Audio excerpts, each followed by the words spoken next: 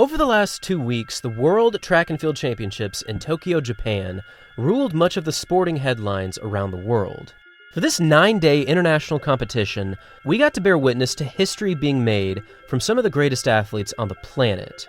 We saw Noah Lyles win his 4th consecutive 200-meter World Championship title, tying the great Usain Bolt as the only other athlete to ever achieve this feat. We saw Jordy Beamish from New Zealand do the unthinkable as he managed to outkick El Bakkali from Morocco in the men's 3,000-meter steeplechase. And considering that El Bakkali has won the past 4 global titles, this was without question one of the biggest shocks of the competition. And lastly, Sydney McLaughlin-Levrone definitely deserves more praise, as she not only took the win in the women's 400 meters with a super impressive clocking of 47.78, but she also became the second fastest woman in history, falling less than 0.2 of a second away from the mythical world record of Marita Koch from 1985.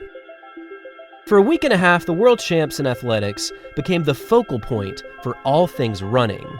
However, what if I told you that one of the most impressive performances in the running world last week didn't actually come from the World Championships in Tokyo?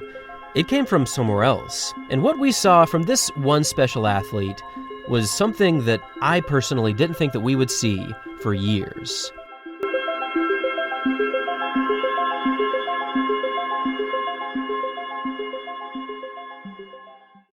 In the 2025 Berlin Marathon, we again had many of the world's greatest runners gathered in for a shot at distance running history. And even though many of the top names in the sport were competing in this year's World Championships, something crazy still happened. On these lightning-quick streets in Berlin that were ready to host yet another memorable major marathon, there was talk of a real world record attempt. But the reality is that nobody has even gotten close to the marathon world record since it was set back in 2023. If we go back to the 2023 Chicago Marathon, we can see Kelvin Kiptum from Kenya breaking the world record over the 26.2-mile distance with a mind-bending time of 2 hours and 35 seconds. To this day, this performance still blows my mind. With an opening half of 1 hour and 48 seconds, followed by a second half marathon of 59 minutes and 47 seconds, Kiptum managed to negative split this race, and he managed to break Eliud Kipchoge's previous record by well over 30 seconds. This was one of the most incredible performances that I have seen over the past decade. However, in a tragic turn of events, Kiptum passed away in February of 2024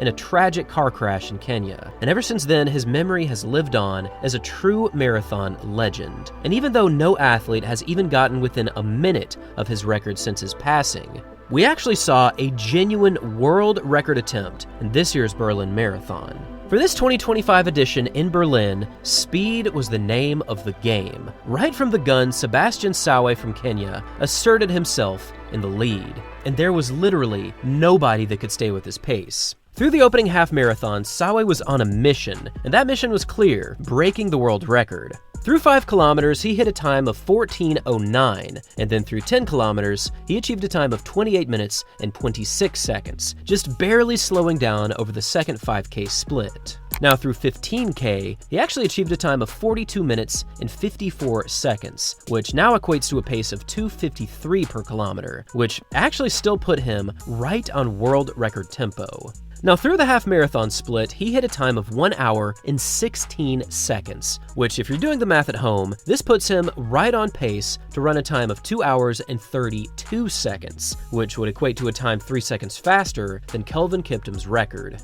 At this point in the race, it seemed very realistic that he was in fact going to match this record, and especially considering that before the event, he was actually on record stating he wanted to go through the opening half in 1 hour and 15 seconds, followed by a sub 1 hour second half.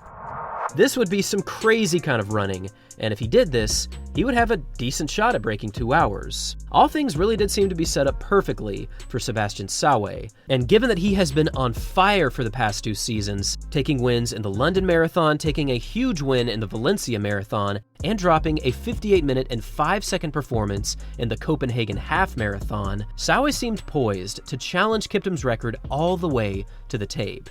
But then, that's when it happened. Sometime right around hitting the half marathon split, the temperature in Berlin shot through the roof, and at its peak, it reached right around 74 to 75 degrees while Sebastian Sawe was still running.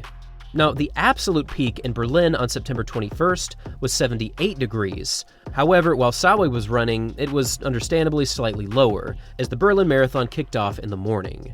Now, if you know anything about distance running, and if you know anything about running for more than 2 hours, you'll know that sun exposure in heat like this can be absolutely soul-crushing.